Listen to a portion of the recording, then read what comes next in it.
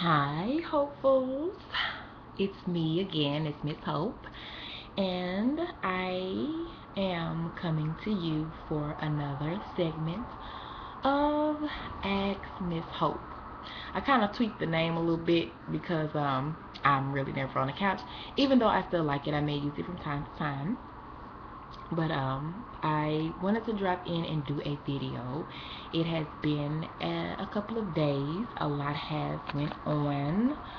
I have been in a play called U-Turn, and it was an awesome play, an awesome experience. I really, really, really enjoyed it, and the cast was some of my church family, and we had such a great time and in the Lord, and just really, it was about three young ladies who had strayed away in their life, and they were trying to they had made a pact that no matter what they went through, how far they go, when life got crazy, they were going to make a U-turn and come back to God. And so it was singing, there was praise dancing, there was a whole lot of shouting and praising. It was absolutely wonderful. um it's a young man, actually two young men by the name of Brent Johnson and Deshaun Caldwell from Brooklyn, Illinois. They were the directors, the producers, and the writers, and they were absolutely fabulous young men. So it was just great. We had a great time. If you are in the area, maybe you didn't hear about it or you didn't know about it, hopefully we'll be bringing back that production next year, and so you definitely want to be a part of it. It was a must see. And your girl did her thing. I played Veronica Miller, the attorney, and so I had a whole lot of fun, doing that. It was just great. I got to fire a couple of people, or whatever. So it was really, really nice. And then this fabulous hair that you see was also styled by the director, Brent Cornelius. He's also a hairstylist. He's absolutely fabulous. I mean, he was doing stage work. He'd be doing his directing thing, and he run back there and he's styling hair. I mean, he was in it. He was in it. So kudos to Brent. He's such a lovely young man. But anyway, what brings me to you lovelies today is the fact that I did get a question that I wanted to elaborate on with the segment. This person just said that they were a Hope supporter, so there is no name, which I wouldn't do that anyway. So I'm going to read you the email that I received, and then I'm going to elaborate on the question. So the email was, how do I embrace my womanhood while battling breast cancer? First and foremost, I commend you for inviting the world to tune into your life-changing event. This is just one of the examples that show how you exercise the courage and boldness that God has instilled with you. So keep up the great, inspiring work. As others learn about your journey and hear other people's stories, I think that a lot of us, not all of us, can agree that losing our hair and breasts impact our womanhood. I mean, these are some of the distinguishing attributes of a woman. Regardless of your hair, regardless if your hair is long or short, or if your breasts are small or large, of course there is truth to saying I am not my hair or breast size. Doesn't matter. But deep down inside, this is painful for some women who face this, because some women begin to feel unpretty, unmotherly, or unwifey. My sister, it is obvious that you have been blessed at being confident with who you are, but many lack in this area. So what advice do you have for women who are struggling to embrace their womanhood while battling breast cancer? Sincerely, a Soho supporter. So to that supporter, I thank you very much for sending me that question. Um, I oftentimes do run across women who have struggled with that, their womanhood in that area, or I'm not even going to say struggle with their womanhood, that they've struggled in that area. Well, the first thing that I wanted to say, which is a very great lesson that I learned, is that you are a woman regardless, with breasts, without breasts, with hair, without hair. You are still a woman. Flat out. That ain't never gonna change. I don't care what it is we try to do, how you try to do it, how your body has altered. You are still a woman. That's number one. You are still a woman. So, with that being said, as going through the situation, there were a lot of things that did cross my mind. You know, having to make that decision of having a bilateral mastectomy was very, very hard and very, very difficult. You know, I am married. My husband is awesome. He's a wonderful, wonderful support system. And even though I know he's never gave me any reason to feel anything less than a woman, the fact still remains that, you know, I'm about to lose my breath. I often say, you know, young girls can't wait until they get them, you know, and it's like that was hard for me. But then I took a couple of things into consideration, because in doing that, you have to first become comfortable with, I have to do this in order to survive. If that's the option that you choose, to go through with those surgeries, that's what you have to do to survive. It has nothing to do with anything. That's just something that you chose to do. You know, that was a necessity for you. For me, it was a necessity. Losing, you know, and then, you know, losing your hair again, it's something that came along with the process. You didn't just go and shave your head skint bald or anything like that. It just happened. It came along with the process. So the womanhood part, it's like the womanhood part, you know, it comes to be a factor because, okay, I can sit here and spill out a lot of stuff, you know, and just make it like, oh, you know, but let's come on. I'm not going to do that. We're not going to take that lightly. How I dealt with the situation was, it was just that the breast thing, I chose to do reconstruction. So I did have like a little, maybe a half of an acre there or whatever, but it would still make me feel strange. I would feel swallowed up in my clothes. I would feel like, oh, you know, I was so bountiful at first, and my figure, you know, was everything, and, you know, I had nothing to worry about, and now I'm like a 10-year-old boy, you know, or, you know.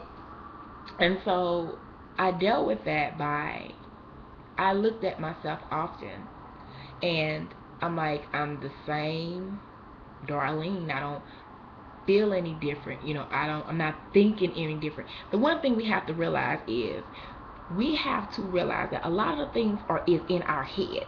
This is what we tell us. No man will ever want me. My husband may look at me funny. You know, I'm not gonna feel like a woman. I'm not feminine anymore. How come you ain't?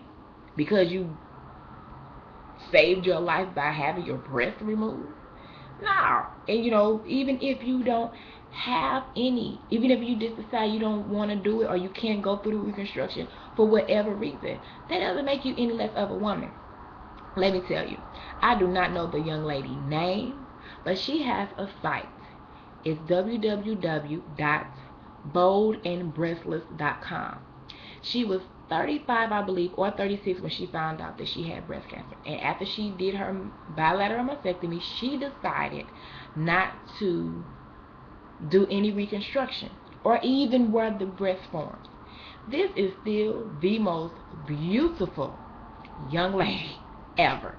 She has her hair did up. She does her makeup, or have someone else does her makeup, or whatever. You know, I follow her on Facebook. You can follow her. I believe she does have a YouTube account. This lady wears it well. It's like, whatever, I'm going to go on with my life. You have to have that mentality.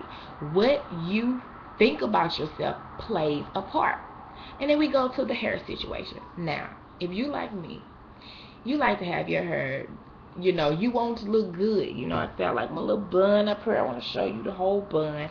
But, you know, you want it to look nice. You want to look nice. You want to feel nice. And, yeah, we have the songs, I am not my hair, and I am not this. And that is very true. Honestly, let me tell you something. It wasn't until I lost all my hair and was as bald as a newborn baby that I was actually able to look in my face and realize how beautiful I really was. I'm talking no makeup, no earrings, which I don't wear a lot of makeup anyway, but I got a chance to see how beautiful God created me to be. My almond-shaped eyes, my full lips that people pay $1,000 to pay for, my nose, my cheekbones, my dimples, all these things I was able to really appreciate once the distraction was gone. Again, it didn't make me any less of a woman. I was just a bald-headed woman. It didn't make me any less of a woman. Our culture tells us that if we ain't got, you gotta have weave hanging down your back, you gotta have these big old jugs and all this stuff, and that's what's gonna make a man, that's what's sexy or appealing. Sexy is what you make it. It really is. It's what you make it. You have to decide. It's a decision. You know, we talk about that often. You hear me say it a lot. It's a choice. You have to choose, like, what it is, how you're gonna feel. My thing is this: hair grows back. It does. It grows back. You know, it is not gonna be it's not going to be gone forever. Hair grows back, but your hair doesn't make you. You know, it doesn't make you who you are. So if you're saying, okay, well, you know, Miss Hope, you saying all this, okay, and it sounds really good, you know, and I'm cool, but it's easier said than done, because, sweetheart, it is. It is easier said than done. It took me time to get comfortable, but I had to keep telling myself and pushing myself and just like, girl, look, I took so many pictures, and I would just scroll through my phone and look at these pictures, and just look at these pictures with me with no hair, just look at myself through the process. You know, even when I would get dressed, you know, I would just tell myself, get dressed, get cute like you would any other day. Don't try to hide nothing, wear no big old baggy top, don't do none of that, just remain the same. And I did. And I felt better for it every single time. Every time I embraced. Because it's part of your journey. You're gonna look back on these days, or someone is watching you go through this journey, and they're like, my goodness, she's handling that with so much grace. And you have to just tell yourself, like, hey, it is what it is. I can't control this. I did this, you know, I had this removed to save my life. And you just have to tell yourself and believe that you are beautiful, absolutely gorgeous, without anything extra. Anything extra. You know, if you want to do reconstruction, then high five, go for it. If you say, I don't want to do it, again, high five, don't do it. If you just want to have breast forms or don't want breast forms, whatever is your choice, is your decision. Be comfortable, be happy, but don't let what the society says beauty is keep you from seeing your true beauty, because that's really what it's all about. Your beauty is there is no glass little square box, you know, beauty. And okay, well, let me look in the box and this is what beauty is. The culture changes so much. Stuff that was cute back in the day, look at clothes, we have so many fads that's going on. But one thing about what God has given you, honey, is it is priceless. You can't buy it. It's yours. It cannot be duplicated. And you, that alone is something to celebrate in. It's yours. It is yours. You know, so again, you know, don't be ashamed. If you want to wear a wig, go wear your wig. I want to. For one thing is, when I lost my hair, it was getting cold outside. I wasn't going to be walking out there getting my head cold. I'm like, no. That was just me. So, you know, wear a wig. Get you a cute little wig all styled up. Do it how you want to do. If you don't want to wear a wig, that's cool, because I went times I didn't wear no wig either. Wear a hat. Whatever it is you want to do. Don't want to wear a hat. Don't. But whatever, the one thing I do not want anyone to do is to be ashamed. You have nothing to be ashamed of. And if you have people around you that's saying these silly, foolish things, honey, let them go. Goodbye. It's like, hey, you don't know nothing about this anyway, so you don't need that around you. So I hope that I answered the question to the best of my ability. Of course, sprinkle with a little hope as always. Life gets better. It does. Like I said before, there's always life after the fight. The hair is not a big deal. The breasts really aren't either. There are options. There are options, and more options out there than they had long time ago. Back in the day, many options. But just whatever you decide and choose, be happy in it. Just be happy in it. So I thank you so much, my lovelies, my hopefuls.